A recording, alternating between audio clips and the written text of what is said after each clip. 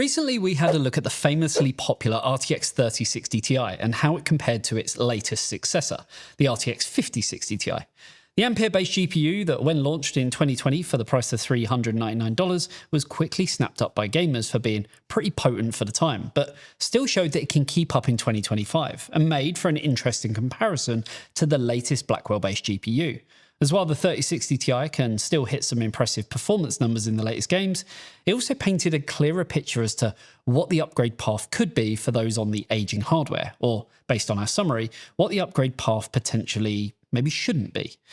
Now, sticking with the same theme, I wanted to move up a tier to the RTX 3070 to see how that stacks up against the RTX 5070, and again to look at if there's an argument for upgrading 5 years later on, especially given that the RTX 3070 packs just 8GB of GDDR6 memory on a 256-bit bus, while the newer Blackwell GPU does increase that to 12GB of GDDR7 but on a slightly nerfed memory interface of just 192-bit. Though, of course, due to the faster iteration of GDDR, we do see an increased bandwidth of 672GB a second compared to just 448 on the RTX 3070.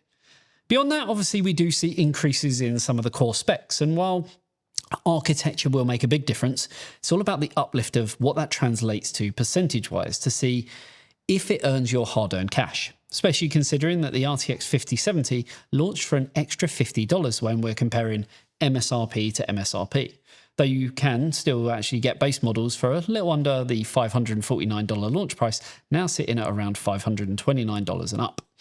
Before we delve into everything, here's a quick word from this video sponsor. Well, listen, take one, action. The Arctic MX7 Ultimate Performance Thermal Paste, made to meet the... Wait, Car, you really want me to read this? Yes, just read the lines. It's not exactly sexy and exciting, is it? I mean, it's thermal paste. Who's actually going to buy this? Everyone, please just read the lines. Okay.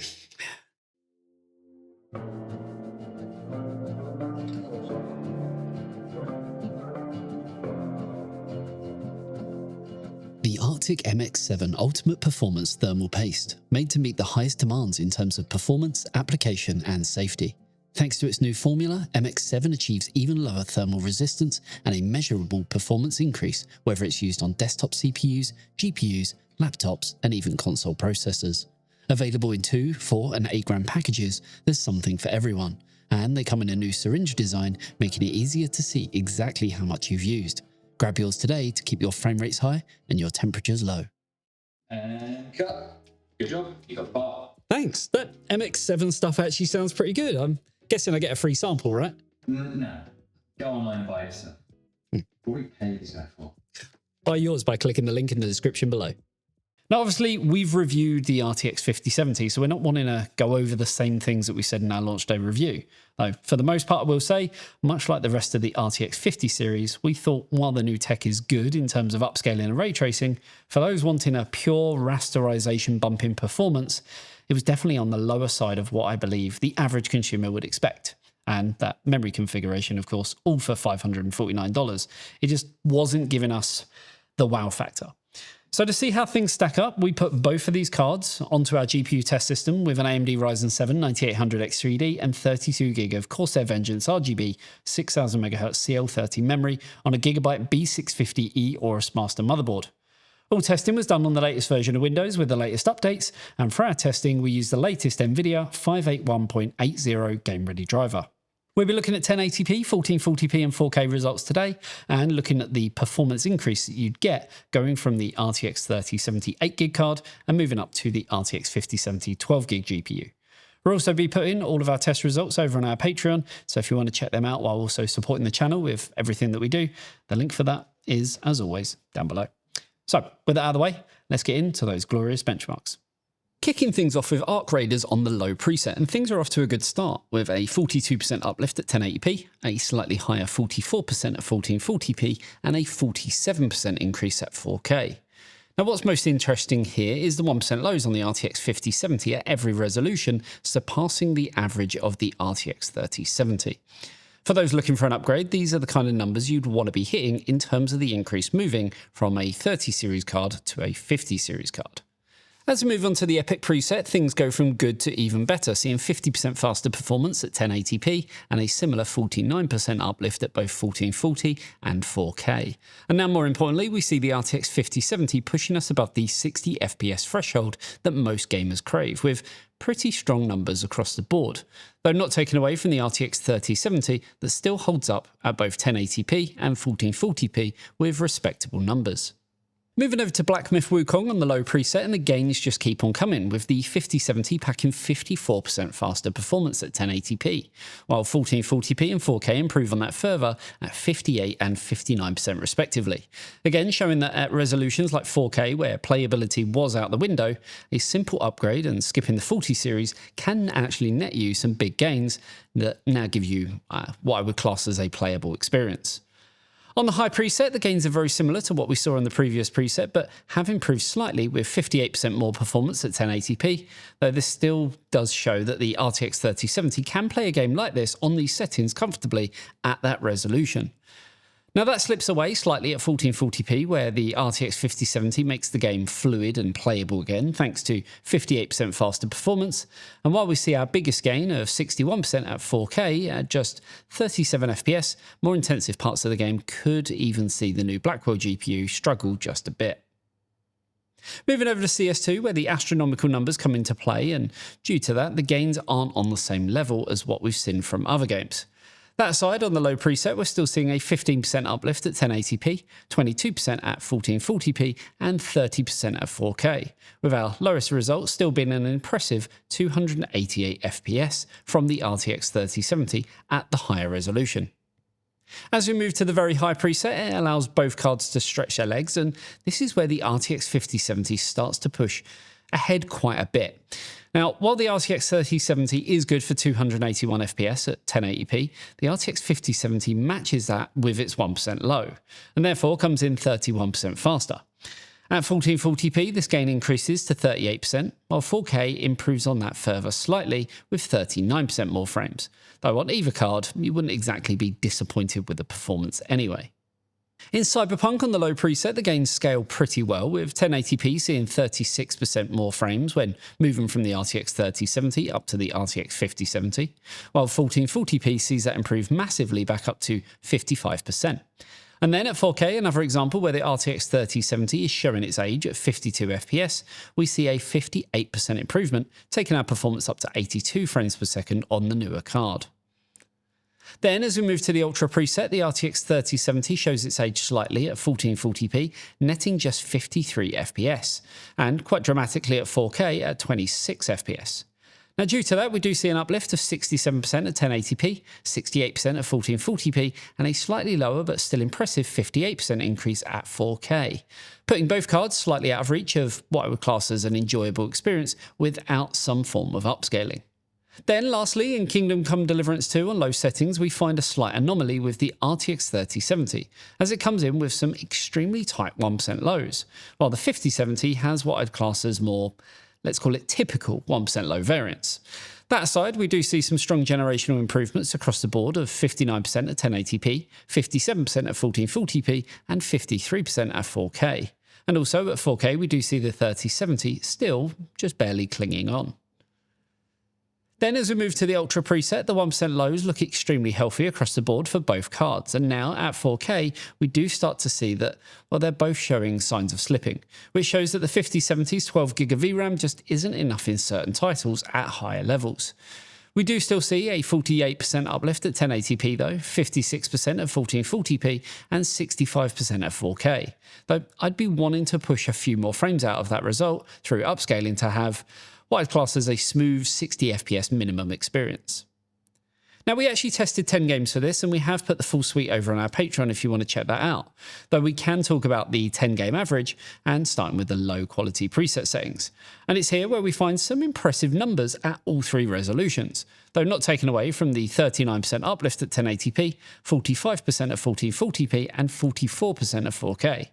Though for context, these numbers are slightly skewed by CS2, so actually removing that result, we do see the generational improvements increase from 39% to 48% overall at 1080, from 45% to 55% at 1440, and from 44% to 50% at 4K, which is much similar to what we saw in the kind of variety of games that we spoke about. As we move to the higher settings and look at the overall averages across 10 games, we again see some pretty solid numbers from both cards. Though the RTX 3070 does show its age at 4K, while the 5070 manages to hit that mystic 60 FPS number with ease. We do also see a 45% increase moving from Ampere to Blackwell at 1080p, and that further increases as we go up in resolution with a 47% gain at 1440p and 48% at 4K. Again, removing CS2 takes the uplift from 45% to 50% at 1080p, 47% to 50% at 1440p, and from 48% to 51% at 4K. So it does make a difference, though not as much as we saw on the lower quality settings. Now, when it comes to value for money and looking at the cost per frame chart for the low settings, as expected, the RTX 5070 does offer better value when comparing MSRP to MSRP to the tune of 20% at 1080p, 24% at 1440, and 23% at 4K. This was a given considering the huge performance jumps that we saw in our tests and how the RTX 5070 has launched for just $50 more than the RTX 3070 did. What's interesting is when we did this same comparison with the 3060 Ti and 5060 Ti, you generally saw the cost per frame difference decrease as you raise the resolution. But as this card is aimed squarely at kind of 1440p gamers, it makes the most sense that we see the better value there. When we change to the high preset and looking at value, again, we see similar to what we saw on low, with a 5070 coming in 24% cheaper per frame at 1080p, 25% cheaper at 1440p, and 26% at 4K. So all within the same margin. And given that the 5070 can arguably had for $529 right now, that value is going to increase ever so slightly, giving you, well, even better value. Now, I do want to say that there are some caveats to all this, so I'll break it down slightly, as if you're led to believe it's all sunshine and rainbows, it's frankly not, and for a variety of reasons. The first comes down to the VRAM. Clearly, in the games that we tested, the 5070 held up nicely and showed strong gains over the RTX 3070. But with a 12GB VRAM buffer, while it's good now, I think if you're spending that kind of money on a GPU in 2025, then 16GB really is the minimum. And that's been a sticking point since its launch, especially when you factor in that AMD have been able to do it on their RDNA 4 lineup. I mean, just look at the RX 9060 XT. That launched for a fraction of the cost at $349 and comes packing 16GB of VRAM. Admittedly, it's GDDR6 and on a 128-bit bus, but it still shows what's possible. If you want to be fair, then the RX 9070 also has 16GB of VRAM, but on a 256-bit bus, and came in at the same $549 launch price. Again, yes, GDDR6 versus GDDR7, but I'm sure the 50 series would have been more popular if it was released with 16GB of VRAM on a 256-bit bus for $549. Though then you're eating to the, I guess, differentiator between it and its bigger brother, the RTX 5070 Ti, which has those exact specs. That aside, the second point is that yes, we've compared MSRP to MSRP, but for a good reason. And I'm sure there's plenty of you shouting at the screen about how that's unfair, but, well, it isn't. The whole point of this comparison isn't like how we compared the latest Nvidia card to the latest AMD and say which one you should buy. This is more aimed at those already utilizing the popular RTX 3070, and it was popular when it released, and as we know, typically consumers will skip at least one generation. And I guess that leads me to the next point. The biggest issue with the RTX 50 series is the RTX 40 series. If you move to an RTX 40 series GPU, this, just being honest, well, isn't for you. There's not enough of an uplift, and that's one of the reasons that we didn't include that here today, though we are toying with the idea of a kind of walk through history showing the RTX 2070 GPU all the way up to the RTX 5070 and everything in between. So maybe we'll work on bringing that out soon. What is clear to see today is that if you are skipping a generation, which a lot of people do, there is no reason to do so and to upgrade, even if it's not entirely future-proofed. On top of, I guess, what we showed today, those moving from an RTX 30 series to an RTX 50 series will see other benefits in terms of efficiency, newer tech for streaming, better ray tracing performance, and of course, improved upscaling. But as always, we wanted to show more of an apples to apples comparison. And that's where, regardless of what NVIDIA would say, rasterization is still king and does still allow you to game at 1440p and even 4K in most cases for a, let's call it, somewhat reasonable mid-range budget. So there we have it. Hopefully it's given you an idea as to if an upgrade is actually worth it for you. Also, hopefully you enjoyed this video. If you did, a like and a sub to the channel would be amazing. And if you love what we do, then you can help support everything whilst also getting a ton of cool added extras, including bi-weekly game nights, behind the scenes content, access to a lot of our testing data, including the testing data from this video, and so much more. The link is, as always, down below. Thanks for tuning in. I'll see you in the next one. See you later, guys. Bye-bye.